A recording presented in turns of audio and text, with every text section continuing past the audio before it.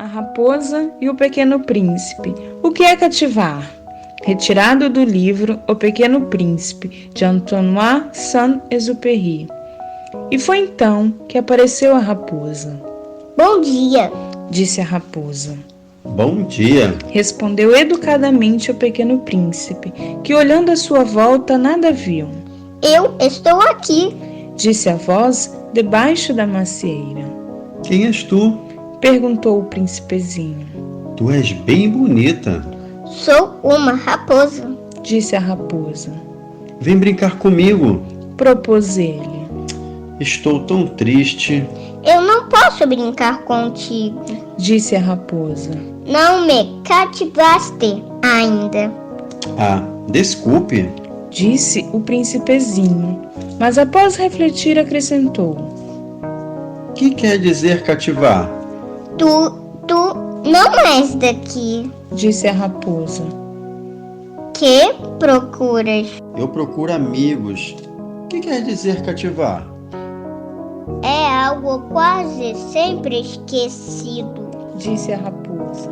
Significa criar laços. Criar laços? Exatamente. Disse a raposa. A raposa calou-se e observou muito tempo o príncipe. Por favor, cativa-me. Disse ela. Eu até gostaria, Disse o príncipezinho. mas eu não tenho muito tempo. Tenho amigos a descobrir, muitas coisas a conhecer. A gente só conhece bem as coisas que cativou. Disse a raposa. Se tu queres amigo, cativa-me. O que é preciso fazer? Perguntou o Pequeno Príncipe. É preciso ser paciente. Respondeu a raposa. No dia seguinte, o príncipe voltou. Teria sido melhor se voltasses às mesma hora. Disse a raposa. Se tu vens, por exemplo, às 4 da tarde, desde às 3, eu começarei a ser feliz. Às 4 horas, então estarei inquieta e agitada. Descobrirei o preço da felicidade. Assim, o Pequeno Príncipe cativou a raposa.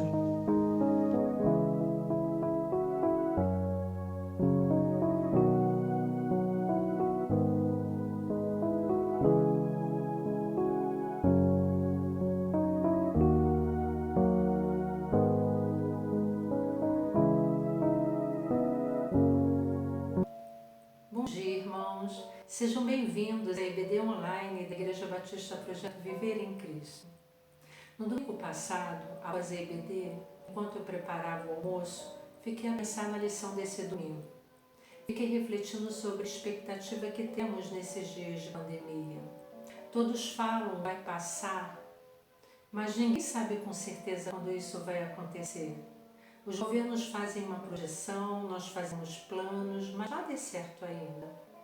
A única coisa que sabemos com certeza é que devemos nos cuidar para nos mantermos vivos. Então, enquanto cortava os legumes, lembrei-me do Pequeno Príncipe e do seu encontro com a raposa, registrado no capítulo 21 do livro. Na minha opinião, é o melhor capítulo. Eu tenho aqui a miniatura do Pequeno Príncipe, comprei-o na Bienal e contém, apesar de pequeno, contém toda a história. Amo esse texto. E aí surgia o tema da lição deste domingo. Desejei fazer um vídeo desse encontro com a expectativa do reencontro. A família Oliveira aceitou o desafio e gravou o áudio do texto. O Alessandro Macedo também aceitou o desafio, aprendeu a tocar a música Cativar e tocou essa música que nos remete ao encontro mencionado acima. Mas não foi o tema Cativar que me chamou a atenção, mas sim a expectativa do reencontro narrado pela raposa, que segundo ela seria descoberta do preço da felicidade. Assim também deve ser conosco em relação à volta do Senhor Jesus. Não sabemos a hora, mas sabemos que Ele irá voltar. E cada dia pode ser o dia de encontrarmos o nosso Senhor. Uma expectativa boa deve nos tomar. Por isso, a nossa lição de hoje tem como título Vivendo na expectativa do reencontro. Parousia. O que é isso? Encontrei um artigo muito interessante no Centro de Pós-Graduação da Universidade Mackenzie sobre a história da Igreja, intitulado Até que ele venha, a expectativa do fim da história do cristianismo. Nele, o autor faz algumas considerações que, ao meu ver, são bastante pertinentes, e uma delas é que o cristianismo tem uma concepção linear da história, apontando para um fim que marcará a consumação de todas as coisas. Pensemos na linha do tempo da história, que tem como marco o nascimento do Senhor Jesus, dividindo-a no antes e no depois. E o fim dessa história será com a sua volta, a volta do Senhor Jesus, e com ela a consumação de todas as coisas. No Novo Testamento, no livro de Atos e nas cartas, a convicção da igreja primitiva de que os cristãos vivem entre dois tempos, entre o já e o ainda não, foi preservada, diz o artigo. Ela nos orienta a renunciar à impiedade e às paixões mundanas e a viver de maneira sensata, justa e piedosa nesta presente era, enquanto aguardamos a bendita esperança, o glorioso retorno do nosso grande Deus e Salvador Jesus Cristo, a Ele que se entregou a si mesmo por nós para nos remir de toda maldade e purificar para si um povo todo seu, consagrado às boas obras. Registra Tito no capítulo 2, do versículo 12 ao versículo 14. Imagina comigo essa linha do tempo. O Filho do Homem veio, nasceu, morreu e ressuscitou, cumprindo toda a profecia. Nisso consiste o já. Mas ele virá para concluir todo o propósito de Deus em relação à humanidade. E aí está o ainda não. O artigo ainda registra: o reino de Deus está presente, mas ainda não alcançou a sua plenitude. Essa permanente tensão tem feito com que os cristãos, a cada geração, se preocupem com maior ou menor intensidade com as questões referentes ao fim dos tempos. Assim vocês também precisam estar preparados, porque o Filho do Homem virá numa hora em que vocês menos esperam. Registra Mateus capítulo 24, versículo 44. Como é que está a sua expectativa para com a volta do Senhor? Lembre-se do pequeno príncipe e da raposa. A volta do Senhor Jesus deve ser percebida como um dia de alegria e não um dia de ira. Era assim que Lutero, figura central da Reforma Protestante, entendia. João Calvino, um dos pais da Reforma, entendia que a escatologia, que é o estudo sobre o final dos tempos, tinha um sentido prático, pois a meditação sobre a vida futura é um elemento essencial da vida cristã, escreveu ele. Ela precisava fazer parte do nosso dia a dia. Quando estudamos a história da igreja, percebemos que a volta do Senhor Jesus é algo presente, mas que, com o passar dos tempos, sofreu várias interpretações e algumas, infelizmente, dentro das conveniências de quem a interpretava. Mas o que Jesus fala sobre isso? Vamos entender o título da lição de hoje. No título da lição aparece uma palavra pouco conhecida, parousia, de origem grega. que pode ser traduzida como vinda ou como presença. A palavra geralmente significa presença pessoal e foi usada para a volta do Senhor.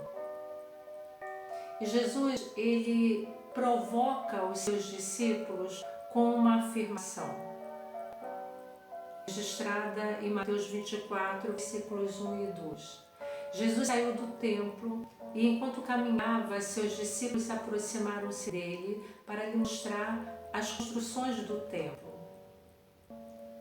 Vocês estão vendo tudo isso? Perguntou ele. Eu lhes garanto que não ficará aqui pedra sobre pedra, serão todas derrubadas. E então os discípulos, intrigados, lhe perguntaram.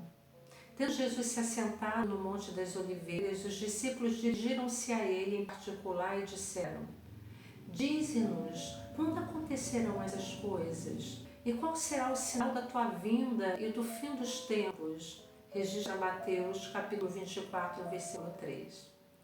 Um dos leitores da revista Ultimato, o senhor Edmar Torres Alves, tece alguns comentários sobre esse assunto, que penso serem muito importantes e desejo apresentar a vocês. Segundo ele, Jesus foi perguntado sobre o fim do tempo, mas a sua resposta foi sobre o tempo do fim. A resposta de Jesus não foi sobre o tempo cronológico, mas sobre os sinais, os acontecimentos que haveriam de marcar esse tempo. Mas qual seria a geração a presenciar isto? Seria aquela que presenciasse o cumprimento das profecias. Todas as profecias, de alguma maneira, se cumpriram antes da morte dos discípulos, com exceção da consumação propriamente dita, diz o comentário da Bíblia de Genebra.